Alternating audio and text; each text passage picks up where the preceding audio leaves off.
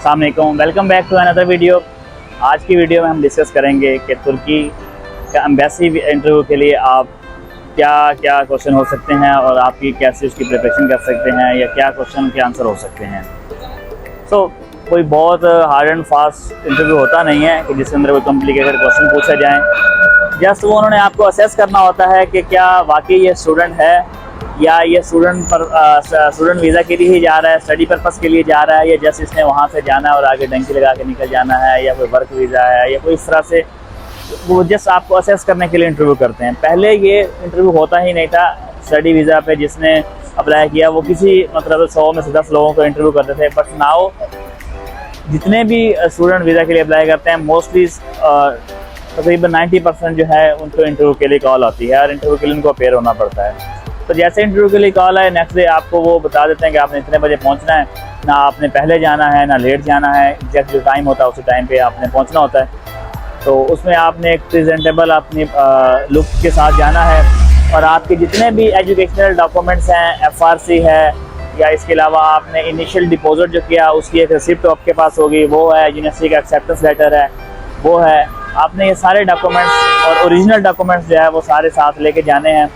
ठीक है, अप्लाई करते हुए भी ये कंपलसरी है कि आपकी मोफा अटेस्टेशन होनी चाहिए। ताहम अगर आपका कोई भी डॉक्यूमेंट ऐसा है जो आपकी जिसकी मोफा अटेस्टेशन नहीं हुई थी तो आपने वो मोफा अटेस्टेशन करवा के ही जाना है, ताकि उनको जब आप वहाँ पे अपने डॉक्यूमेंट की वेरिफिकेशन करवाएं तो तब आप ये बता सकें कि ये मेरा एक ऐसा डॉक्यूमेंट था जिसकी मेरी मोफा अटेस्टेशन तब नहीं हो सकी थी अनफॉर्चुनेटली, बट अब मेरे पास इसकी मोफा अटेस्टेशन हो चुकी है। नॉर्मली इस तरह से है नहीं, आप पहले ही अपने सारे डॉक्यूमेंट अटेस्ट करवाएं मोफा से, देन आप अप्लाई करें। एनीहाउ जब आप अपेयर हो जाएंगे इंटरव्यू के लिए तो आपके जितने भी इलेक्ट्रॉनिक्स डिवाइसेज हैं वो सारी आपकी वो गेट पे रख लेंगे और आपको लॉकर की दे देंगे। आपके साथ जैसे आपकी एक डॉक्यूमेंट की फ़ाइल होगी जो आप अंदर लेके जा सकते हैं। उसमें वो सबसे पहले आपसे पूछेंगे कि what is the purpose of your visit to Turkey, कि आप किस पर्पस के लिए जा रहे हैं। आपको बेशक आपने वहाँ पे मेंशन किया हुआ है आप स्टडी वीज़ा पे जा रहे हैं, आपका पासपोर्ट आपकी सारी डिटेल उनके पास पहुँच चुकी है, फिर भी वो आपसे ये रिपीट कर रहे होते हैं ताकि कोई ऐसा तो नहीं है या ये हेजिटेट तो नहीं हो रहा या बंदा इसके एक्सप्रेशन क्या है, वो बेसिकली जैसे आपको नोट कर रहे होते हैं। तो आप टोटल इंटरव्यू है जो इंग्लिश में होता है, ना तुर्किश में होता है ना उर्दू में होता है, जस्ट इंग्लिश में। तो आपने टू द पॉइंट ही आंसर करना है उसको कि जो है कि स्टडी पर्पज़ के लिए जा रहा हूँ। उसके बाद पूछेंगे कि आप किस यूनिवर्सिटी में जा रहे हैं, आपने उस यूनिवर्सिटी का नाम लेना है। देन वो पूछेंगे आप किस प्रोग्राम में आप स्टडी करेंगे, तो आपने उस प्रोग्राम का नाम लेना है। सपोज आपका MBA है तो business administration, master in business administration, या अगर आपका BBA है या आपका सोशल साइंस है या पॉलिटिकल साइंस है, जो भी है आपने बस कोर्स का नाम लेना है। देन वो पूछेंगे कि आप इस प्रोग्राम के बारे में क्या जानते हैं। जस्ट जनरली आपको पता होना चाहिए कि वाकई ये प्रोग्राम की ये डिटेल है, आप उसके अंदर ये सब्जेक्ट पढ़ेंगे। ठीक है, उसके बाद पूछेंगे कि आपको कौन स्पॉन्सर कर रहा है, हु इज़ स्पॉन्सरिंग यू। तो जो आपके फादर है, ब्रदर है, मदर है, सिस्टर है, हुएवर जो आपका ब्लड रिलेशन में जो आपको स्पॉन्सर कर रहा होगा, आपको उसका नाम बताएंगे। फिर वो पूछेंगे कि वो क्या करते हैं, आपने उसका ऑक्यूपेशन बताना है कि वो क्या करता है, उसका अपना बिजनेस है या वो जॉब कर रहा है, ऐसा। तो ये सारी डिटेल वो आपकी ऑलरेडी अटैच है, इसकी वो वेरिफिकेशन भी कर चुके हैं।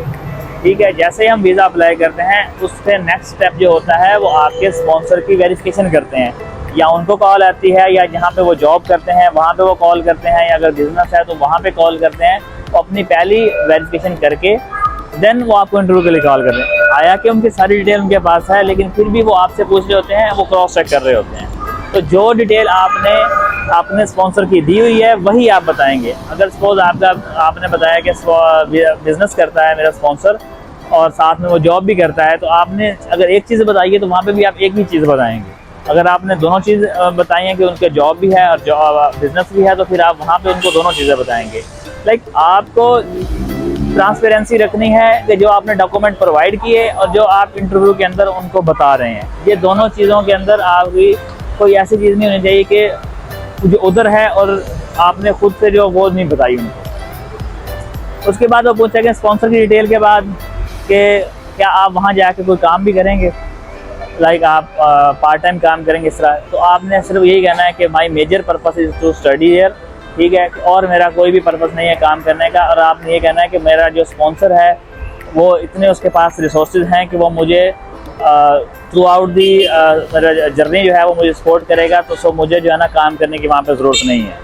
ठीक है, उसके बाद वो कहेंगे कि इसके अलावा जब आपकी स्टडी कंप्लीट हो जाएगी तो देन आप क्या करेंगे, वहाँ रहेंगे या वापस आ जाएंगे। तो आपने कहना है कि मैं जस्ट वहाँ को स्टडी करने जा रहा हूँ, जबकि जैसे ही मेरी डिग्री कंप्लीट होगी, अगर वहाँ पे मुझे कोई अच्छी अपॉर्चुनिटी, मेरी रेलिवेंट टू फील्ड मुझे अच्छी कोई अपॉर्चुनिटी मिल गई, मैं जॉब करूँगा। अदरवाइज़ जो मेरा बेसिक पर्पस है वो ये है कि अपनी होमलैंड, अपनी कंट्री को जो है ना सर्विस प्रोवाइड करनी, और मैं अपनी कंट्री में ही सर्व करना पसंद करूँगा।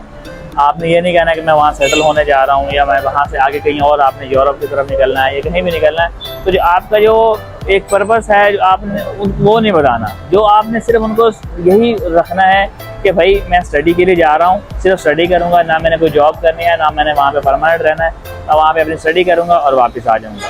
फिर वो पूछेंगे कि वाई तुर्की, जब आपके पास दूसरे ऑप्शन भी हैं, यूके है, कनाडा है, या आपके पास यूरोपियन कंट्रीज़ हैं। तो उसके लिए आप ये कह सकते हैं कि भाई तुर्की जो है वो एक रिच कल्चर कंट्री है, जिसके अंदर डाइवर्सिटी बहुत ज़्यादा है, और सबसे बड़ी बात यह है कि एक इस्लामिक कंट्री है, और हम भी क्योंकि आई एम ए मुस्लिम, तो सो आई वुड प्रेफर कि मैं एक इस्लामिक कंट्री में जाऊँ जहाँ के वहाँ के इस्लामिक हिस्ट्री को भी एक्सप्लोर कर सकूँ, और साथ साथ जो है मैं अपनी स्टडी को भी कैरी ऑन कर सकूँ। और इसके अलावा मोस्टली क्वेश्चन यही होते हैं, इसके अलावा और कोई क्वेश्चन होता नहीं है, क्योंकि वो जस्ट इन्हीं क्वेश्चन के अंदर ही आपको वो असेस कर लेते हैं। सम टाइम ऐसा भी होता है कि इससे कम क्वेश्चन पूछते हैं, जैसे आपसे पूछ लेंगे कि आप किस पर्पस के लिए जा रहे हैं, आपका स्पॉन्सर कौन सा है। जितनी ज़्यादा आपकी फाइल स्ट्रॉन्ग होगी, लाइक आपकी स्टेटमेंट स्ट्रॉन्ग है, आपकी सपोर्टिव डॉक्यूमेंट पहले आपने वीज़ा फाइल करते हुए सारे लगा दिए हैं, उतनी ही जो है ना वो आपको कम असेस करने के लिए कम क्वेश्चन करेंगे। तो सबसे पहले आप अपनी वीज़ा फाइल स्ट्रॉन्ग करें, देन जो है वो आपको उतनी ही आसानी होगी इंटरव्यू के लिए।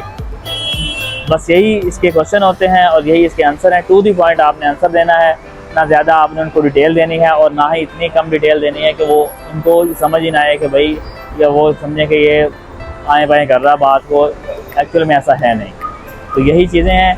तो अगर आपने इनको कॉन्फिडेंटली आपने इनको आंसर कर दिया तो इंशाल्लाह within week after the interview you will get your visa.